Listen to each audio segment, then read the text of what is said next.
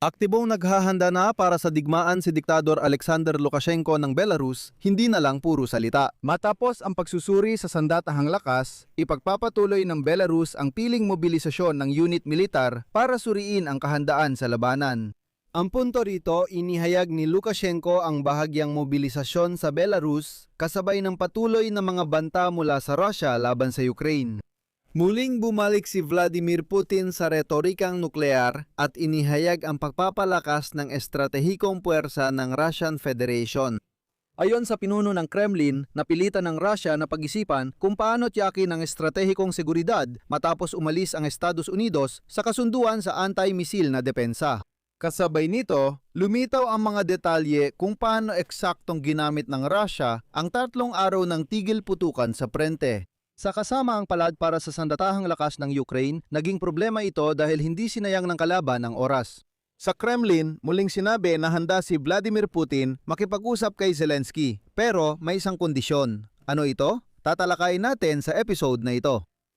Ako si Alexei Pechi. Talakayin natin ang mga ito. Bago tayo magsimula, paki-subscribe sa channel na ito, mag-like, mag-comment at mag-subscribe din sa aking channel at sa Telegram channel na Pechi News. Makikita sa video description ang link. Doon namin agad inilalatala ang mga balita habang dumarating ang mga ito.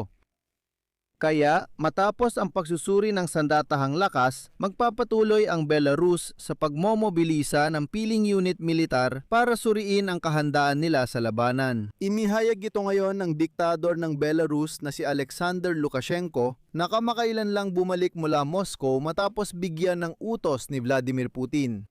Narito ang pahayag ni Lukashenko. Susunod, gaya ng ipinangako ko, piling unit ang ating momobilisahin para ihanda sila sa digmaan. Sana'y hindi na ito mangyari.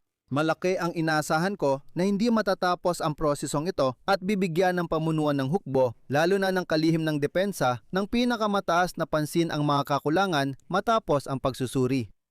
Paalala ko rin dito na noong katapusan ng Marso, sinabi ni Ministro ng Depensa Viktor Krenin na ang Belarus dahil sa lumalaking panlabas na banta ay pinapataas ang lawak ng kanilang mga pagsusuri. Ayon sa kanya, ang komprehensibong pagsusuri noong Marso, 11 sa kahandaan sa labanan at mobilisasyon, ay isa sa pinakamalalaking pagsusuri sa kasaysayan ng hukbo. Sa ilalim nito, humigit kumulang 5,000 na mga reservistang militar ang ipinatawag mula sa reserba. Noong Abril, sa pagpupulong tungkol sa resulta ng pagsusuri, sinabi ni Lukashenko, tayo ay naghahanda para sa digmaan. Hindi natin nais ang digmaan, ngunit para dyan ang hukbo. Kung sakaling may magpasya na makipag-usap sa atin habang nakatutok ang mga armas sa atin, sasagot tayo. Yan ang pinaghahandaan natin. Sinabi rin ni Lukashenko na kung sakaling magkaroon ng digmaan, maaaring palakihin ng Belarus ang bilang ng mga sundalo hanggang 250,000 katao. Paalala ko rin na noong Marso nakaraang taon, nilagdaan ni Lukashenko ang kautusan sa paglilipat ng mga ahensya ng gobyerno at iba pang organisasyon sa pagtatrabaho sa ilalim ng kondisyon ng digmaan. Ang kautusan ay nag-uugnay sa trabaho ng mga ahensya ng gobyerno sa digmaan at nagtatalaga ng mga organisasyon kung saan pwedeng bigyan ng ranggong militar ang mga pinuno kung kailangan. Kasabay nito, paalala ko rin na sinabi ni Lukashenko noong nakaraang araw na kailangang imodernisa ang hukbo ng bansa gamit ang makabagong armas dahil kung wala nito ay hindi matitiyak ang epektibong depensa. Dito rin, nanawagan si Lukashenko na maghanda para sa panlupang pananakop. Sinabi rin ng diktador ng Belarus na kailangang isalang-alang ng hukbo ang katangian ng kanilang teritoryo bilang posibleng lugar ng labanan. Dagdag pa niya, hindi maaring manalo sa mga makabagong digmaan damit lang ang mga airstrike at missile attack. Halimbawa, binanggit niya ang sigalot sa gitnang silangan. Isa pa itong sinabi niya. Sinasabi ito ng mga pinakahuling sigalot. Halimbawa, ang armadong sagupaan ng Iran, Israel at Estados Unidos. Ano ang ipinakita nito? Nagpaulan sila ng bomba at mga misil. At ano, nanalo ba sila? Hindi. Walang mangyayari kung walang operasyong panlupa. Isang buwan bago nito, hinikayat ni Lukashenko ang kanyang mga mamamayan na maganda sa ikatlong digmaang pandaigdig sa isipan at estratehiya. Isa pa niyang sinabi, kalilimutan na natin ang ilusyon sa diplomatikong pag-aayos ng pandaigdigang labanan. Hindi rin kayang pahupain ng internasyonal na batas ang tensyon. Binanggit din ni Lukashenko ang trend ng papapalawak. Anya, ito ay banta mula sa kolektibong kanluran. Dagdag niya, ang Belarus ay ayon sa kanya, nasa sentro ng matagal ng pinakamalaking krisis sa militar at politika. Kasabay nito, ang diktador ng Russia na si Vladimir Putin ay muling bumalik sa retorikang nuklear. Inanunsyo rin niya ang pagpapalakas ng estratehikong puwersa ng Russia. Ayon sa pinuno ng Kremlin, napilitan ng Russia na muling pag-isipan ng estratehikong seguridad matapos umalis ang Estados Unidos mula sa kasunduang depensa laban sa mga misil. Binanggit din ni Putin ang missile complex na Oreshnik at sinabi niyang posible itong lagyan ng mga nuclear warhead. Hiwalay na binati ng Rusong kalbong diktador ang mga sundalong Ruso sa matagumpay na pagsubok ng interkontinental na misil na Sarmat. Ayon sa commander ng mga puwersang pang-estratehikong misil ng Russian Federation, ang unang rehimyento na may Sarmat complexes ay planong ilagay sa combat duty bago matapos ang taon. Ipinapahayag ni Putin na ang abot ng misil na ito ay maaring lumampas sa 35,000 kilometro. Sa Kremlin, sinabi rin nila na ang Sarmat ay papalit sa Soviet na complex na Voyvoda at sinasabing mas mataas ng malaki ang kakayahan nito sa labanan. Sa madaling salita, muling inilabas ni Vladimir Putin ang kanyang bantang nuklear at muli niya itong ipinagmamalaki at iwiniwasiwas. Ginagawa ng Kremlin ang lahat ng pressure na ito para subukang takutin ang mga Ukrainian. Bakit kaya? Panurin ninyo? Sa kabila ng mga banta mula kina Lukashenko at Putin, lumitaw ang tagapagsalita ng Kremlin na si Dmitry Peskov.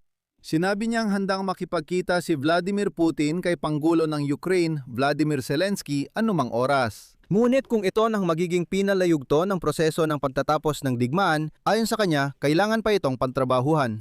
Ayon sa tagapagsalita ni Putin, maaaring tumigil anumang oras ang tinatawag na espesyal na operasyong militar kung tatanggapin ng Kiev ang mga desisyon na alam nila, ibig sabihin ay pagsuko ng Donbas.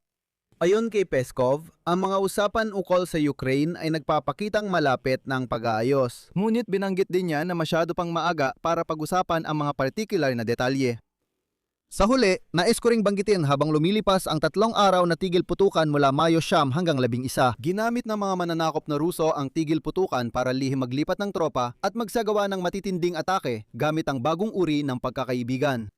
Tulad ng sinabi ng mga analista mula sa Institute ng Pag-aaral ng Digmaan, sa huling araw ng tigil putukan, Mayo 11, hindi tumigil ang mga labanan. Bagamat bahagyang humina ang mga ito. Batay sa satellite data ng NASA, tuloy ang sunog at pambubomba sa buong linya ng labanan kahit may pahayag ng tigil putukan ang mga politiko. At ayon sa datos ng militar ng Ukraine, dinamit ng hukbong Ruso ang ipinahayag na pahinga hindi para sa de-escalation kundi para palakasin ng kanilang mga unit. Partikular, iniulat ng kinatawan ng brigada ng Ukraine sa direksyong Liman na ang mga mananakop ay nagdala ng mga reserba, nag-ipon ng mga tauhan at patuloy na aktibong gumamit ng FPV drones at artilyera. Napansin din ng mga tagapagtanggol ng Ukraine ang biglang pagdami ng paggamit ng mga drone na molnya. Sabi nila, mas pinaigting pa ng Russia ang drone attack sa panahon ng tinatawag na katahimikan kaysa mga nakarang araw. Naniniwala ang sandatahang lakas ng Ukraine na baka nag-ipon ng mga mananakop ng mga drone para gamitin ang panahon ng tigil putukan para sa palihim na presyon sa prente. Sa ngayon, patuloy pa ring sinusubukan ng mga tropang Ruso na makalusot patungo sa mga posisyon ng Ukraine sa kaliwang pampang ng Ilog Oskol. Ito ay sa Kupiansk, Kharkiv region. Nagpatuloy ang mga tropang Ruso sa limitadong opensiba sa taktikal na lugar ng Dobropoli. Nanatili rin ang hukbong Ruso. Nagkaroon ito ng limitadong aktibidad sa lupa sa mga direksyon ng Novopavlovsk at Alexandrovsk sa kabila ng ipinahayag na tigil putukan. Sa kabuuan, malinaw ngayon na si Putin siyempre ay nais na sumuko ang Ukraine at pumirma ng kasunduang pangkapayapaan. Para magawa iyon, kailangan niyang lumika ng bagong tensyon. Heto ang 2 punto, Belarus at bagong banta ng sandatang nuklear. Dito ako magtatapos. Ano ang inyong opinyon? Ano ang inyong mga konklusyon? Isulat niyo sa mga komento sa ilalim ng episode na ito. Mag-subscribe kayo sa channel, pindutin ang kampanilya at huwag kalimutang mag-like. Kung gusto niyong suportahan ang trabaho ng YouTube channel na ito, maaari kayong magbigay ng donasyon gamit ang alinmang link at detalye sa description ng video na ito o sa pamamagitan ng QR code na makikita sa inyong mga screen. Yun lang po, ingatan ninyo ang inyong sarili. Paalam sa lahat.